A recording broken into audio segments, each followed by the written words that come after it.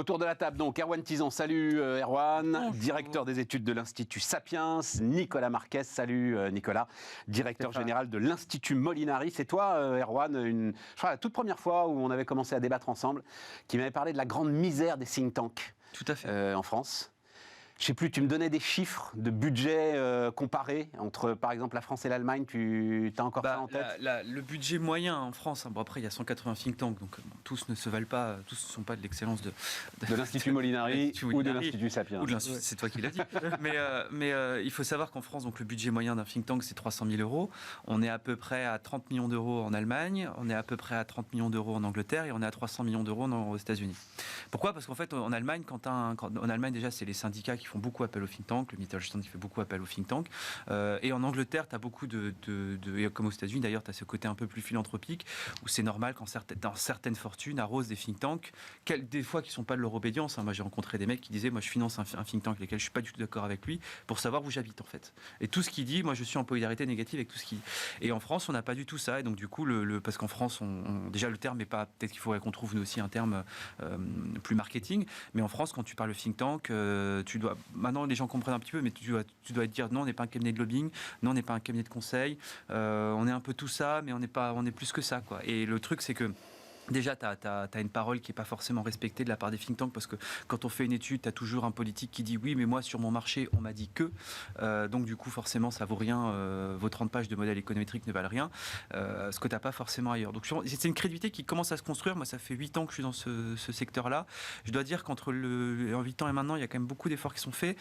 Il y a eu un effort de professionnalisation énorme qui a été fait de la part des think tanks. On n'est plus sur le petit doigt. Il y a 8 ans, on était au doigt mouillé. Tu arrivais, tu faisais un tweet, un communiqué de presse en disant bon, on va dire combien, 15, 20, ça va coûter 25 milliards, allez hop, adjugé vendu. Ouais. Tu balançais ça, tu étais repris partout. Ouais. Aujourd'hui, tu es un peu plus challengé et aujourd'hui, si tu dis une saucisse, tu perds ta crédibilité. Oui.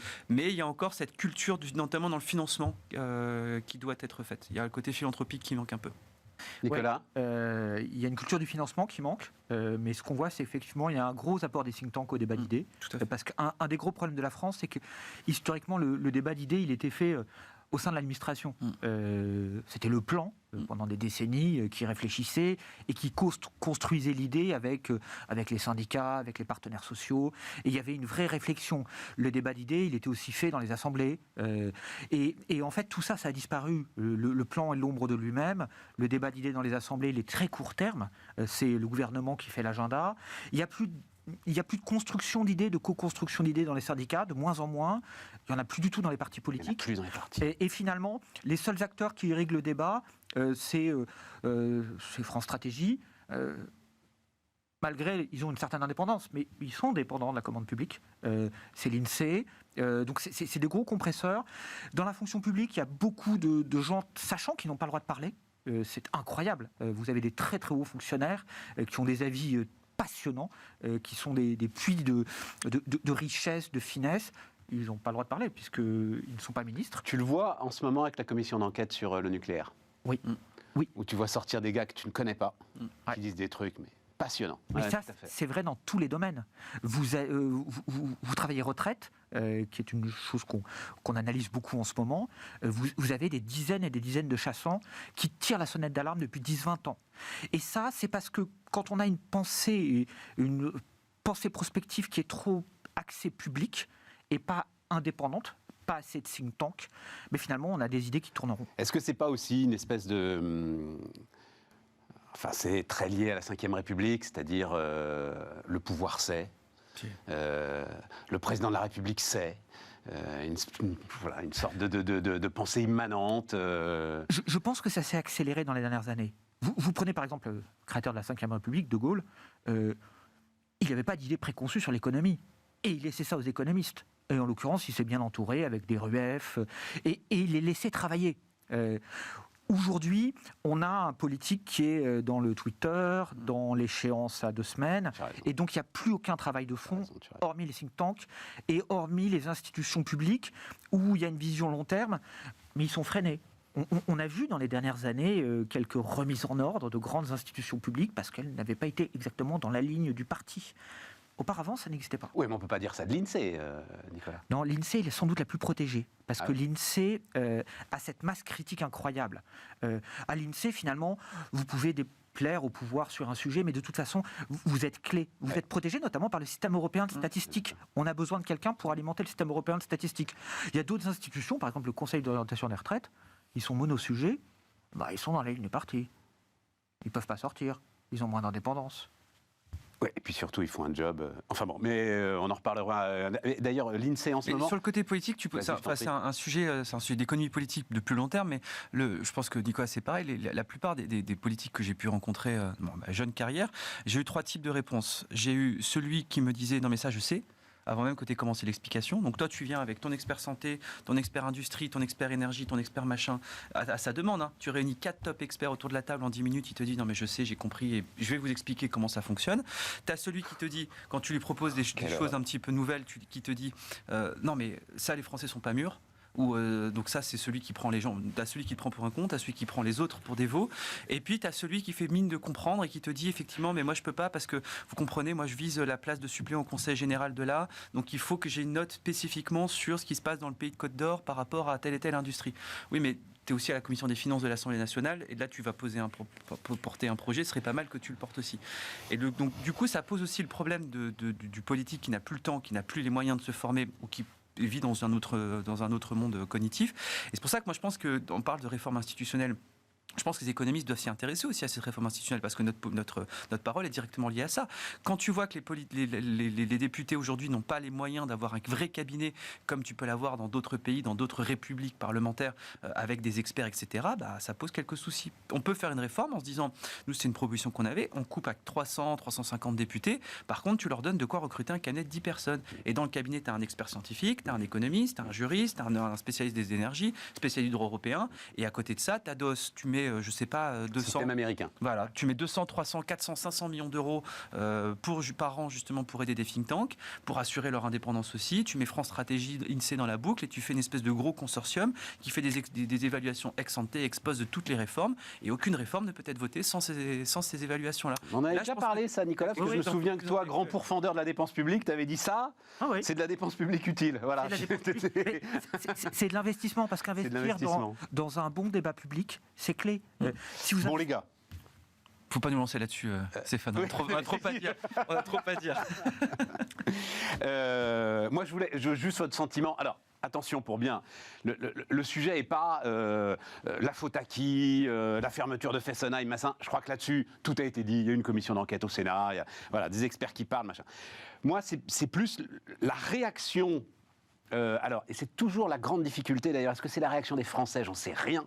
Donc, tu ne fais que prendre la température à travers un système médiatico-politique dont tu ne sais pas s'il est vraiment représentatif, mais enfin bon. La réaction face aux annonces de RTE d'abord, du gouvernement ensuite, sur la façon dont on allait gérer d'éventuelles coupures. J'ai été sidéré par l'espèce de, comment est-ce que je vais appeler ça, effet de panique, j'ai l'impression, allant chercher, alors comme l'a dit le président de la République, la question de savoir si tel respirateur, tel ascenseur, Voilà, j'ai été sidéré par ça et ça m'inquiète un peu parce que il va falloir à un moment apprendre à gérer le risque. Le risque revient en force, le risque s'accélère, les impacts des risques s'accélèrent, donc... Il va falloir quand même qu'on soit un peu adulte dans nos réactions. Je ne sais pas, voilà, je vous donne mon sentiment. Comment est-ce que vous regardez ça?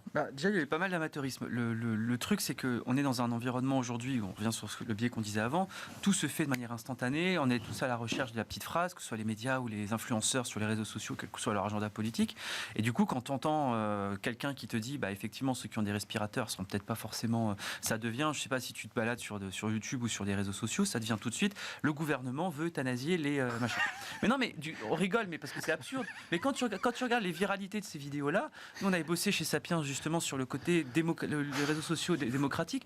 Quand tu as une vidéo du gouvernement qui fait quelque chose comme 500 vues et quand tu as des vidéos de ces mecs-là qui font 600, 700, 800 000 vues, tu te poses aussi la question de la perforation de ce discours-là. Donc déjà, il y a eu ça. Deuxièmement, après, effectivement, c'est vrai qu'on a un genre plein délire, ça accumule un climat de sinistrose qui est absolument délétère, je trouve, parce que tu vas retenir ces petites phrases. Il fallait quand même prévenir les gens, on est d'accord, il faut leur dire de charger EcoWatt, il faut aller regarder. Ça a été fait. Non, mais ça a été fait. Pas la peine d'en rajouter, d'aller sur le petit point Moi, ce qui s'est passé avec les respirateurs, je trouve ça dingue. Oh oui, mais ça, c'est une maladresse Mais oui, mais c'est le gars de RTE qui... Mais oui, mais cette maladresse-là, elle fait mal. Elle fait mal parce qu'on va retenir que ça. Et comme ce qui s'est passé sur les masques, comme ce qui s'est passé pour le Covid, le problème, c'est que tu es dans un environnement... Il aurait fallu vraiment serrer le truc à fond. Mais tu dois être au cordeau sur ce genre de communication. Quand tu es en guerre, là, on va peut-être nous annoncer, nous sommes en guerre contre... Non, je crois qu'il est ou avec l'atome. Mais tu dois être au cordeau. Tu es sur la ligne de crête. Tu ne te permets pas justement de partir un côté ou l'autre. Et là, il y a eu des approximations. Et malheureusement, toute la défiance va se faire sur... Comme le complotisme est né à partir du côté, vous inquiétez pas, il n'y a pas de problème sur les masques. Là, je pense que tous les discours vont partir de ça aussi. Et après, tu enclenches une méfiance qui, économiquement, là aussi, a des effets plutôt négatifs. Ouais. Nicolas ? Alors, c'est marrant parce que... moi, je l'ai perçu un peu différemment, le porte-parole de RTE qui dit attention... les respirateurs, là. Je me suis mis dans leur peau. Et donc, il y a un prestataire qui a un engagement de fournir de l'électricité. Et qui, c'est ma lecture personnelle, j'ai aucune information, mais je me suis dit, c'est clairement quelqu'un qui est porte-parole d'une entreprise, qui a un risque juridique, qui se dit, est-ce que je ne vais pas avoir des clients qui vont se retourner contre moi ? Parce que si monsieur Untel a un problème à cause de son non-alimentation d'électricité et à cause de sa non-prise en compte, de sa non-anticipation, bien sûr, il y aura un tribunal pour attaquer RTE. Et je me suis dit... à un moment donné, dans le process, les gens de RTE n'ont pas été assez sécurisés, n'ont pas été rassurés, se sont dit il n'y a pas assez de communication. Donc on va faire cette couche de communication qui sera bien sûr anxiogène. Elle est anxiogène, mais au moins on aura fait les choses et on sera protégé. Parce que souvent, on est dans l'injonction de différents... Et donc le gars qui a un respirateur va aller chercher une batterie, quoi. Voilà. Et cette communication, à la fin, on dit elle était anxiogène parce qu'il n'y a pas de problème. Moi, je suis marin par ailleurs. J'adore l'eau, j'adore la mer, j'adore la voile. Et vous savez, on empile les sécurités pour créer de la redondance. Ouais. Et aujourd'hui, on est dans des schémas très très courts. On n'est plus du tout habitué à la redondance. On serait canadien. On ne vivrait pas du tout ces moments comme aujourd'hui. Au Canada, tout le monde a son groupe électrogène dans son jardin. Tout le monde sait que l'électricité est coupée. D'ailleurs, ils la remettent en une journée, 2 journées. Ils font en termes de logistique, ils sont bien meilleurs que nous. Mais c'est une société qui a conscience de la fragilité de l'électricité.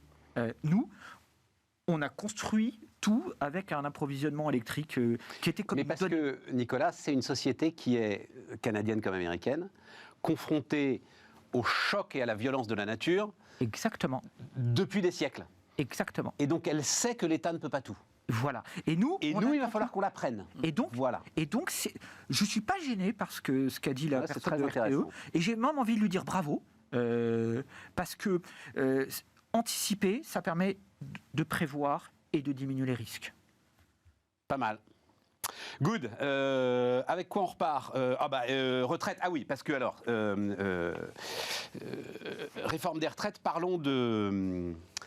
On en a beaucoup parlé ensemble, Nicolas, et on n'a jamais vraiment le temps de parler de la capitalisation. Oui. Et moi, j'entends beaucoup, la capitalisation est un leurre, c'est-à-dire que ça prendrait beaucoup trop de temps d'accumuler l'épargne nécessaire à ce que cette capitalisation puisse commencer à verser une rente suffisante pour être notable par rapport à la répartition. Donc c'est quoi exactement l'équation d'une retraite nationale par capitalisation ? Ok. Alors la bonne équation des économistes, le bon conseil, c'est de mixer répartition et capitalisation. On est d'accord. Et un bon mix pour la France, Philippe Trainard l'a encore réexposé il y a quelques mois, c'est 2 tiers de répartition, 1 tiers de capitalisation. Donc c'est quelque chose qui est assez atteignable.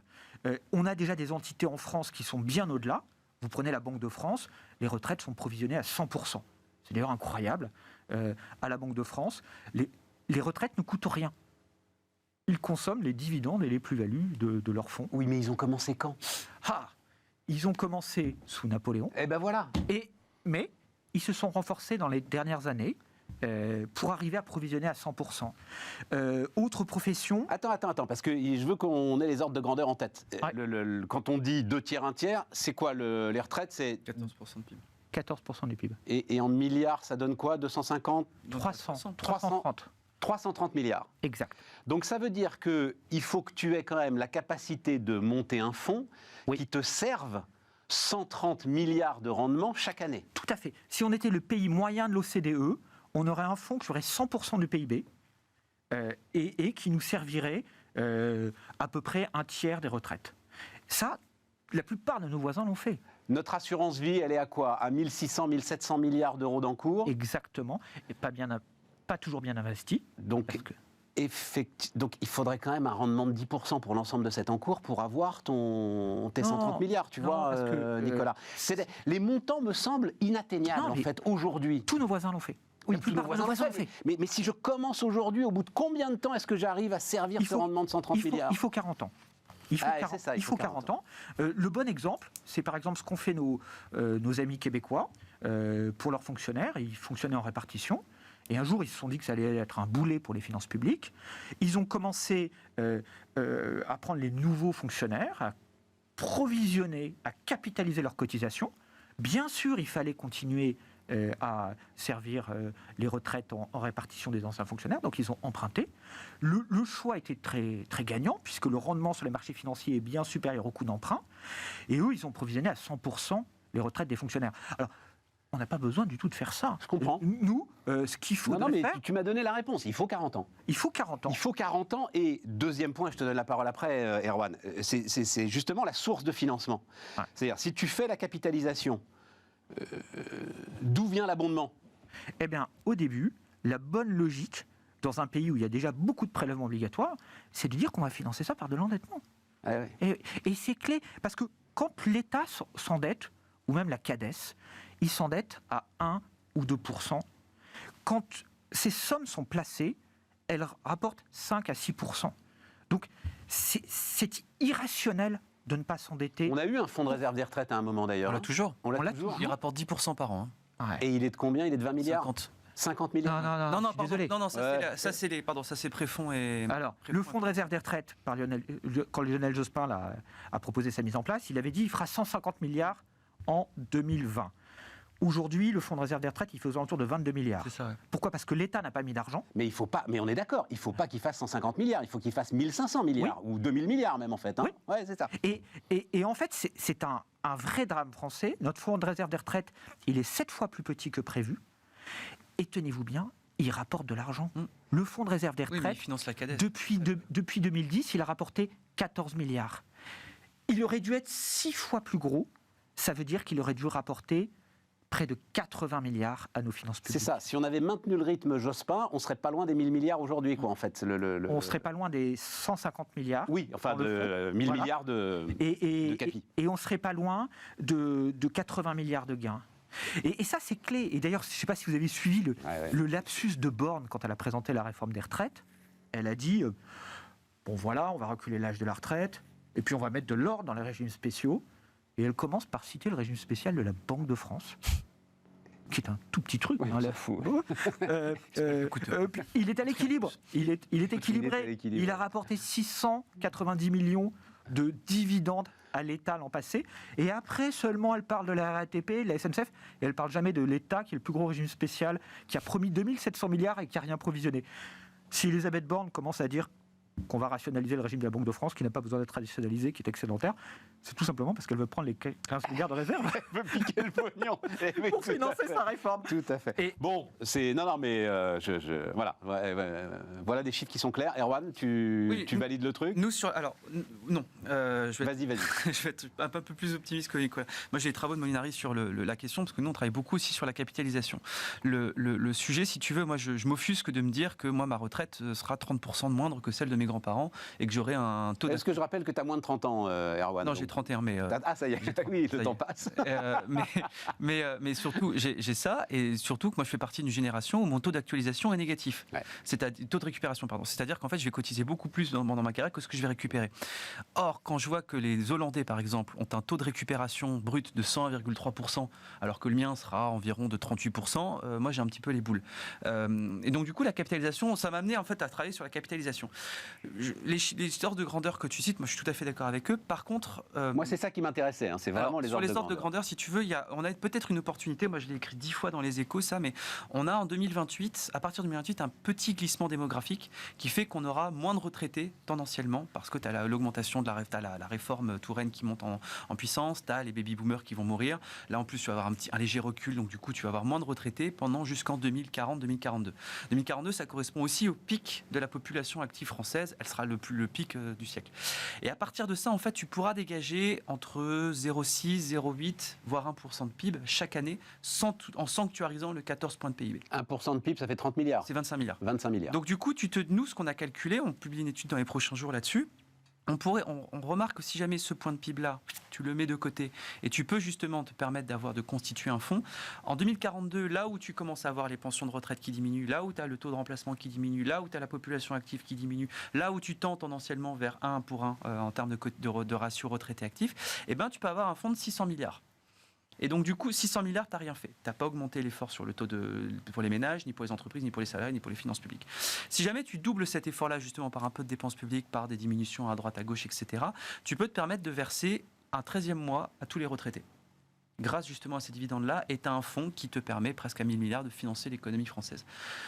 C'est pas dans 40 ans, c'est 2042. Par contre, il faut le faire dès 2028. Dès 2028, ça veut dire qu'il faut commencer à constituer le fonds maintenant. Ça veut dire qu'en gros, 2023-2024, c'est la dernière fois qu'on peut le faire.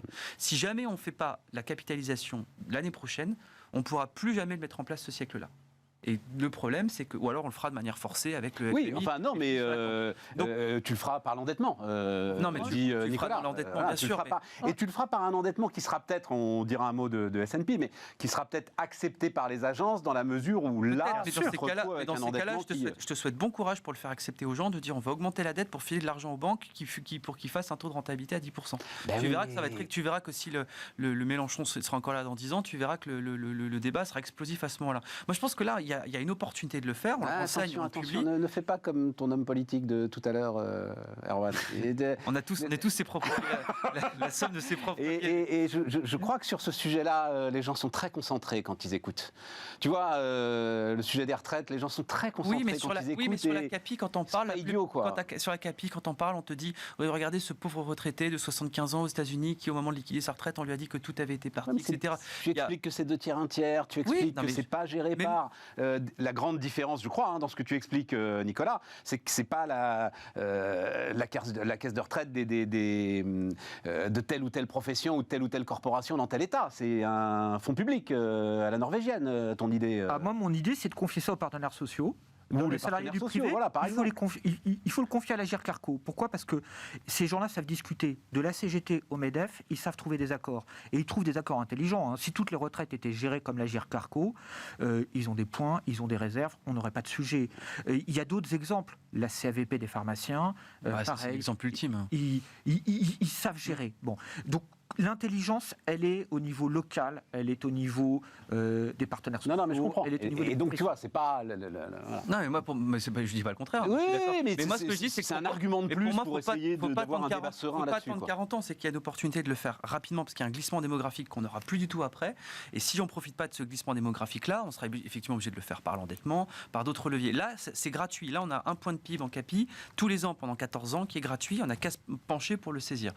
Le problème, c'est que aujourd'hui, on est arc-bouté sur le glissement de l'âge de départ, qui, objectivement, quand tu regardes les grands ordres du rapport de corps, changera pas grand-chose. Nous, on a refait les simulations avec différents... Ah non, je suis pas d'accord. Si, à terme, 2070, En fait, le sujet... Et ça, on en a parlé ensemble. Mais le sujet, qu'est-ce que veut dire Erwan ? Le sujet est super important, je trouve. Et c'est là-dessus où je ne comprends pas la communication du gouvernement. L'âge de départ...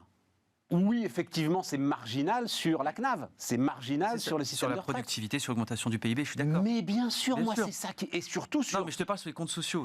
Mais même sur les comptes sociaux. Non, mais sur les comptes de la CNAV. Sur les comptes de la CNAV, c'est sans doute marginal. Sur l'ensemble des comptes sociaux, c'est plusieurs dizaines de milliards. Bien sûr. Je ne sais pas si tu valides le truc. Ouais. À peu près 30 milliards sur l'ensemble des comptes sociaux. Oui, parce que bien sûr, tu augmentes la production, tu augmentes la population. C'est majeur. Je suis d'accord. Mais moi, ce que je veux te dire, c'est que l'argument du gouvernement de dire on va sauver les comptes de la retraite parce que justement on augmente à 65 ans, les faits, il est nul. Je ne comprends pas cette communication du gouvernement. Je ne comprends pas ce qu'ils font là-dessus. Pourquoi est-ce qu'ils ne disent pas c'est aussi plus d'argent pour l'hôpital, c'est aussi plus d'argent pour la police, pour la justice, pour l'ensemble des services publics. C'est incompréhensible. C'est incompréhensible. Et d'ailleurs, la présentation, c'est on va sauver la répartition. Mais il y a 2 problèmes en France. Il y a les retraites des fonctionnaires qui ne sont pas provisionnées et qui coûtent une blinde. Ça coûte 60 milliards par an à l'État. C'est pas parce que les retraites des fonctionnaires sont plus généreuses. C'est simplement parce que la démographie de la fonction publique d'État est plus dégradée. Il y a 0,9 cotisants pour un retraité. Et à 0,9 cotisants pour un retraité, vous ne pouvez plus servir de belle retraite si vous êtes exclusivement en répartition ou si vous dépendez du budget. Et puis il y a le problème du privé. Le problème du privé, c'est différent. C'est que là, il va y avoir une dégradation des taux de remplacement significative. Parce que dans l'État, les fonctionnaires sont protégés parce que leur règle de calcul de retraite fait que c'est un régime techniquement à prestations définies. C'est le budget qui prend la paume. Dans le privé, c'est la retraite qui sert d'amortisseur. Quand vous êtes bien géré, par exemple à l'Agirc Arrco, vous avez des points, et si la natalité n'est plus là, votre retraite baisse. Et je pense qu'il faudra faire les deux. C'est-à-dire que je suis d'accord avec ce que disait Erwan, il y a ce petit aspect démographique, mais je pense qu'il ne faut pas conditionner la réforme à ça. Et il ne faut pas hésiter à s'endetter. On voit très bien avec le fonds de réserve des retraites, même si on finance par l'endettement, on va dégager des ressources. Le fonds de réserve des retraites, depuis 2010, il a créé 14 milliards de richesses. Tu l'as dit, Nicolas. Et puis tout dernier point pour ceux qui nous disent, enfin là-dessus, tu ne trouveras pas, je pense, plus grand défenseur que la CAPI que ceux qui sont autour de la table, mais moi ce que j'aimerais bien aussi, c'est que les fonctionnaires sortent de leurs réserves, certains en disant, nous on a un fonds, préfonds qui fonctionne très très bien par capitalisation. 2020, ils font 9% de rentabilité, année de la pire crise économique de ces 50 dernières années, et ils sont bien contents aussi d'en profiter. Donc, et puis surtout, même d'un point de vue social, et je termine là-dessus, d'un point de vue social, aujourd'hui, certains assureurs te répondent, mais il y a de la CAPI parce qu'on a le PER. Mais excuse-moi, PER, il faut avoir 3 passes pour pouvoir le faire, ou alors il faut être dans la tranche d'impôt sur le revenu à 30%. C'est pas n'importe qui peut le faire. Avec de la CAPI, aujourd'hui, si jamais tu as un mécanisme, tu peux permettre à l'ouvrier qui a un taux d'épargne de 0,5, 1% de son revenu sur son tendanciel sur sa vie active, de pouvoir avoir une partie de son épargne qui peut du coup être constituée. Et ça, je comprends pas pourquoi est-ce que la gauche ou nos politiques ne l'utilisent pas. Pourquoi les syndicats militent pas? Pourquoi est-ce que M. Martinez c'est exactement comme tu l'as dit, parce que c'est exactement comme tu l'as dit, c'est on va donner de l'argent aux banques, c'est les assureurs vont s'emparer de la retraite des Français, etc. Machin. Bon, enfin bref. Non, mais les choses sont claires. Et il faut qu'on a plein de trucs à dire. Attends, Nicolas. j'ajoute juste Vous avez été super clair là. Au niveau national, on n'entend pas des gens défendre la capitalisation dans les syndicats. Mais au niveau local, vous allez à la Banque de France, la CGT défend la capitalisation. Ouais, alors vous la allez CGT de la Banque de France. Ben oui. Hein, d'accord, ils sont peut-être. C'est pour ça qu'on pas fait leur autocritique. Voilà. Vous allez à l'ERAFP, vous avez un board avec la CGT, FO, tout ça. Ils co-gèrent une capitalisation collective. Allez, Nicolas, je voudrais juste terminer, on va marquer la pause. Ces chiffres que nous apportait Emmanuel Grimaud la semaine dernière sur l'Agirc Arrco. Donc, qui a augmenté les prestations de 5,2%, pendant que la base de cotisation, grâce à l'inflation et grâce à la baisse du taux de chômage, augmentait de plus de 10%. Donc les mecs sont très très malins, ils pensent nous avoir fait, enfin ils disent qu'ils nous ont fait un cadeau, et en fait ils se mettent 5% dans la poche pour nos réserves. C'est pas comme ça, ils reconstituent les réserves qu'ils ont mobilisées pendant Covid, parce que pendant Covid, l'Agirc Arrco a distribué des trimestres gratuits à des gens qui n'avaient pas cotisé, qui n'avaient pas eu les moyens, l'entreprise s'est arrêtée, et ils ont donné des trimestres de retraite. Donc il faut bien présenter les choses complètes. C'est une magnifique illustration de ce que, bien utilisé, l'inflation met quand même pas mal d'huile dans les rouages d'un certain nombre de dépenses publiques. Bon, mais on marque une pause et on continue notre débat.